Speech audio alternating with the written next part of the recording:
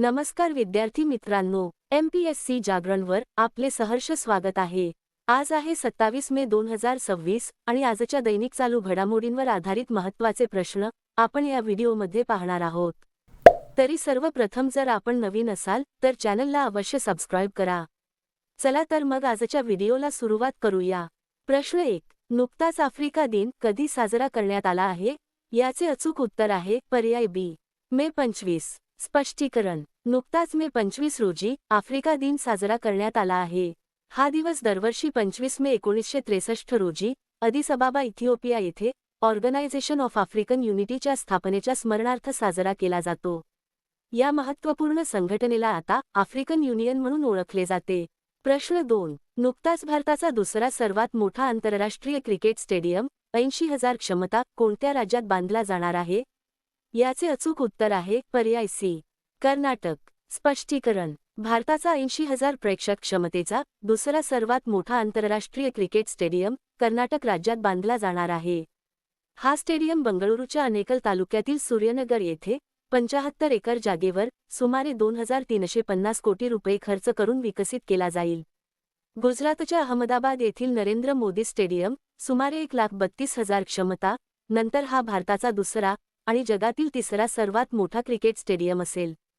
कर्नाटक राज्याची माहिती: राजधानी बंगळुरू, मुख्यमंत्री सिद्धरामय्या, राज्यपाल थावरचंद गेहलोत। आता पाहू कर्नाटकशी संबंधित इतर चालू घडामोडी। मद्यामध्ये असलेल्या अल्कोहोलच्या प्रमाणावर आधारित कर लागू करणारे कर्नाटक हे भारतातील पहिले राज्य ठरले आहे। कर्नाटक सरकारने शाळा आणि महाविद्यालयांमधील हिजाब बंदीचा निर्णय मागे घेतला आहे। पंतप्रधान मोदींनी बंगळुरूमध्ये नव्याने बांधलेल्या ध्यान मंदिराचे उद्घाटन केले। राष्ट्रीय गुन्हे नोंदणी विभागाच्या अहवालानुसार बेंगळुरूमध्ये सर्वाधिक आत्महत्या दराची नोंद झाली आहे। भारताचे पहिले राज्य संचलित अंतराळ तंत्रज्ञान उत्कृष्टता केंद्र बंगळुरूमध्ये सुरू करण्यात आले आहे। कर्नाटकने कंत्राटी कामगारांसाठी भारतातील पहिली विशेष डिजिटल तक्रार निवारण यंत्रणा IPGRS लॉन्च केली आहे। जागतिक व्यवस्थापन शिक्षण क्रमवारीत भारतातील IIM बेंगळुरू अव्वल स्थानी राहिले आहे। प्रश्न 3. नुकतीच मिशन वंदे मातरम अंतर्गत सीमा सुरक्षा बलाच्या BSF पहिल्या सर्व महिला गिर्यारोहण संघाने कोणत्या शिखरावर यशस्वी चढाई केली आहे? याचे अचूक उत्तर आहे पर्याय बी, माउंट एव्हरेस्ट। स्पष्टीकरण: मिशन वंदे मातरम अंतर्गत सीमा सुरक्षा बलाच्या पहिल्या सर्व महिला गिर्यारोहण संघाने माउंट एव्हरेस्ट, जगातील सर्वात उंच शिखर यावर यशस्वी चढाई केली आहे। या संघाने 21 मे 2026 रोजी 8,848.86 मीटर उंचीवर असलेल्या या शिखरावर यशस्वी चढाई करून ऐतिहासिक विक्रम नोंदवला। प्रश्न 4. नुकतीच कोणाची राज्यसभा याचिका समितीच्या अध्यक्षपदी नियुक्ती करण्यात आली आहे? याचे अचूक उत्तर आहे पर्याय सी, राघव चड्ढा। स्पष्टीकरण: नुकतीच राज्यसभा खासदार राघव चड्ढा यांची राज्यसभेच्या याचिका समितीच्या अध्यक्षपदी नियुक्ती करण्यात आली आहे। राज्यसभेच्या सभापतींनी या समितीची पुनर्रचना करून ही नियुक्ती केली आहे। आता पाहू इतर महत्त्वाच्या नियुक्त्या। श्रेणीय पात्र उड्डाण मार्गदर्शक बनणाऱ्या भारतीय हवाई दलाच्या पहिल्या महिला अधिकारी स्क्वॉड्रन लीडर सान्या बनल्या आहेत। भारतीय विशिष्ट ओळख प्राधिकरणाचे मुख्य कार्यकारी अधिकारी म्हणून सौरभ विजय यांची नियुक्ती करण्यात आली आहे। भारतीय कनिष्ठ पुरुष हॉकी संघाचे नवीन मुख्य प्रशिक्षक म्हणून फ्रेडरिक सोएज यांची नियुक्ती करण्यात आली आहे। जिओ प्लॅटफॉर्म्सचे नवीन व्यवस्थापकीय संचालक म्हणून आकाश अंबानी यांची नियुक्ती करण्यात आली आहे। दक्षिण आशियाई भारोत्तोलन महासंघाच्या अध्यक्षपदी सहदेव यादव यांची नियुक्ती करण्यात आली आहे। केंद्रीय अन्वेषण विभागाचे संचालक म्हणून प्रवीण सूद यांची पुनर्नियुक्ती करण्यात आली आहे। प्रश्न 5. नुकत्याच लॉन्च करण्यात आलेल्या भारताच्या पहिल्या स्वदेशी 300 किलोमीटर युनिव्हर्सल रॉकेट लॉन्चिंग सिस्टीमचे नाव काय आहे? याचे अचूक उत्तर आहे पर्याय डी, सूर्यास्त्र। स्पष्टीकरण: नुकत्याच लॉन्च करण्यात आलेल्या भारताच्या पहिल्या स्वदेशी 300 किलोमीटर युनिव्हर्सल रॉकेट लॉन्चिंग सिस्टीमचे नाव सूर्यास्त्र आहे। याचे उद्घाटन संरक्षण मंत्री राजनाथ सिंह यांनी महाराष्ट्रातील शिर्डी येथे एका नवीन स्वदेशी संरक्षण संकुलाच्या उद्घाटनादरम्यान औपचारिकपणे हिरवा झेंडा दाखवून केले। याचा विकास एका भारतीय खाजगी संरक्षण कंपनीने म्हणजेच नाईब लिमिटेडने इस्रायलच्या कंपनीच्या सहकार्याने केला आहे। याची क्षमता ही भारताची पहिली बहु कॅलिबर लॉन्चिंग प्रणाली आहे, जी एकाच यंत्रणेद्वारे विविध प्रकारचे रॉकेट लॉन्च करू शकते। प्रश्न 6. नुकतेच बेटा नेव्हर स्टॉप्स नावाचे पुस्तक कोणी लिहिले आहे? याचे अचूक उत्तर आहे पर्याय बी. श्याम श्रीनिवासन. स्पष्टीकरण. नुकतेच बेटा नेव्हर स्टॉप्स पुस्तक फेडरल बँकेचे माजी व्यवस्थापकीय संचालक आणि मुख्य कार्यकारी अधिकारी श्याम श्रीनिवासन यांनी लिहिले आहे. हे त्यांचे पहिले पुस्तक असून ते त्यांच्या बँकिंग क्षेत्रातील 30 वर्षांपेक्षा जास्त काळातील अनुभव आणि नेतृत्वाच्या धड्यांवर आधारित आहे. आता पाहू इतर महत्त्वाची पुस्तके. All time favourite friendship stories हे पुस्तक रस्किन बॉन्ड यांनी लिहिले आहे. शिवराज सिंह चौहान यांनी त्यांच्या अपनापन या नवीन पुस्तकाची घोषणा केली.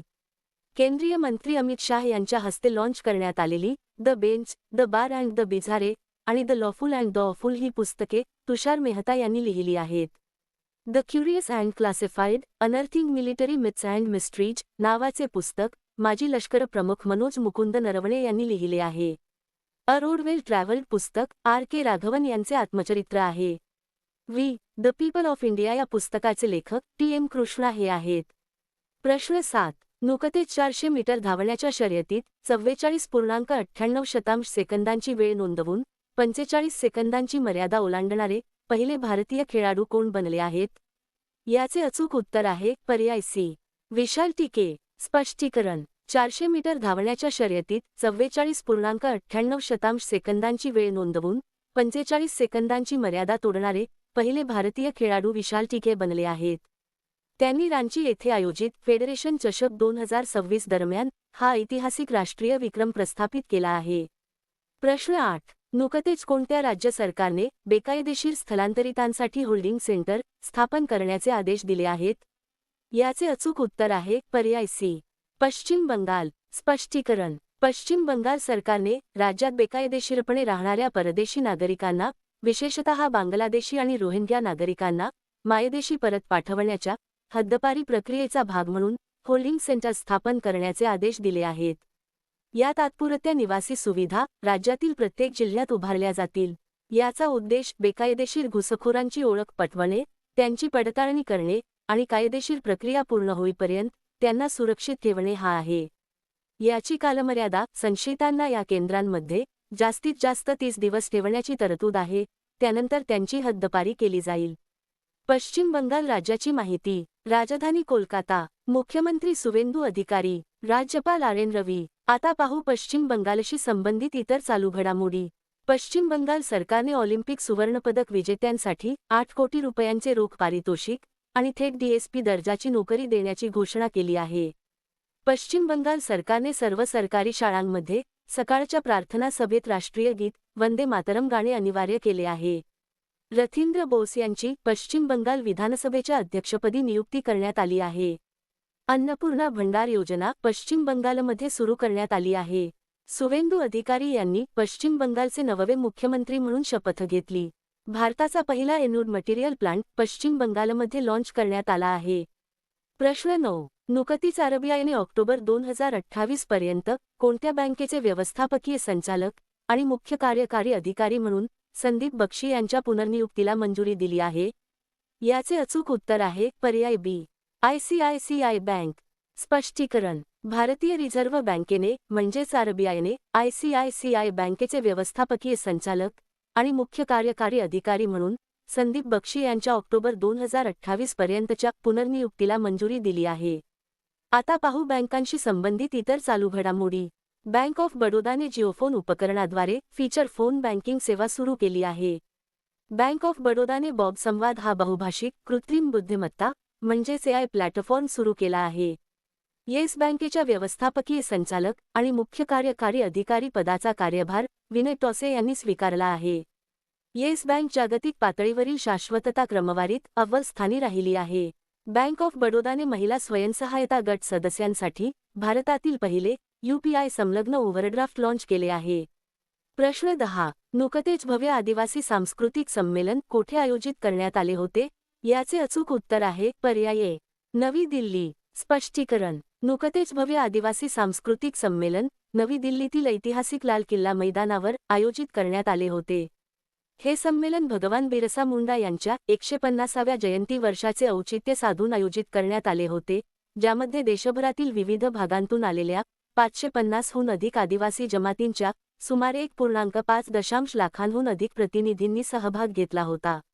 या भव्य कार्यक्रमात केंद्रीय गृहमंत्री अमित शाह मुख्य अतिथी म्हणून उपस्थित होते.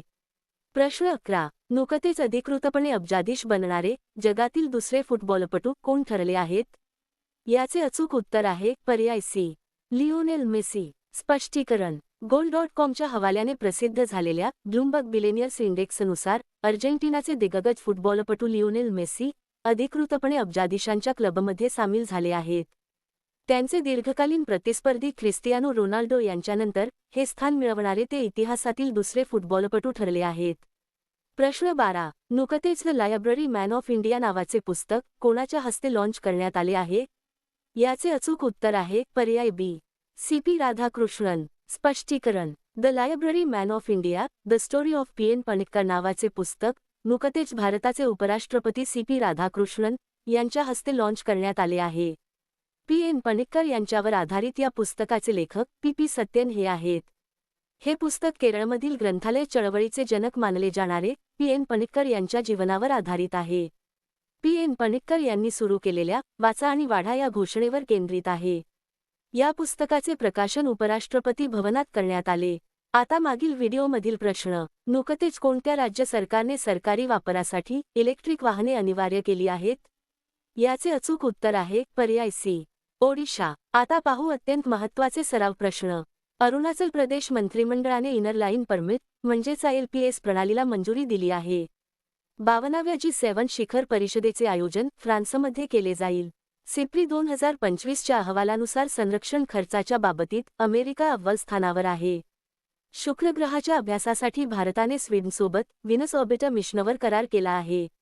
नीती आयोगाच्या उपाध्यक्षपदी अशोक कुमार लाहिरी यांची नियुक्ती करण्यात आली आहे. केंद्रीय शिक्षण मंत्री धर्मेंद्र प्रधान यांनी ओडिशामध्ये भीममंडळी पर्यावरण वारसा स्थळचे उद्घाटन केले. अंदमान आणि निकोबार येथे पाण्याखालील सर्वात मोठा राष्ट्रीय ध्वज फडकवण्यात आला. कृषी मंत्रालयाकडून 2 दिवसीय कृषी कार्यक्रम फ्रूट होरायझन 2026चे आयोजन लखनौमध्ये करण्यात आले. इंटरनॅशनल बिग कॅट अलायन्समध्ये सामील होणारा 26वा सदस्य देश सौदी अरब ठरला आहे. विशेष मानांकन मिळालेल्या आल्याच्या लागवडीसाठी मिझोरम सरकारने अद्रक मिशन सुरू केले आहे. श्रेणी अपात्र उड्डाण मार्गदर्शक बनणाऱ्या भारतीय हवाई दलाच्या पहिल्या महिला अधिकारी स्क्वॉड्रन लीडर सान्या बनल्या आहेत. पंतप्रधान मोदींनी बंगळुरूमध्ये नव्याने बांधलेल्या ध्यान मंदिरचे उद्घाटन केले. ग्रामीण स्वच्छतेमध्ये पूर्व क्षेत्रातील पहिल्या क्रमांकाचे राज्य बिहार बनले आहे. झारखंड सरकारने प्राथमिक शाळांमध्ये 0 गळती दर साध्य केला आहे. पश्चिम बंगाल सरकारने सर्व सरकारी शाळांमध्ये सकाळच्या प्रार्थना सभेत राष्ट्रीय गीत वंदे मातरम गाणे अनिवार्य केले आहे. डेन्मार्क येथे आयोजित उबेर चषक 2026चे विजेतेपद दक्षिण कोरियाने जिंकले आहे. हरियाणा सरकारने श्रममित्र ॲप लॉन्च केले आहे. कल्याणकारी योजना आदिवासी गावांपर्यंत पोहोचवण्यासाठी छत्तीसगड सरकारने जनभागीदारी सर्वात दूर सर्वात आधी नावाचे अभियान सुरू केले आहे.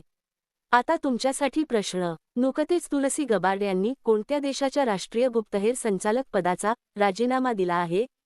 दिलेल्या पर्यायातून या प्रश्नाचे अचूक उत्तर कमेंट बॉक्समध्ये नक्की द्या. उद्या पुन्हा भेटू पुढील भागात. धन्यवाद.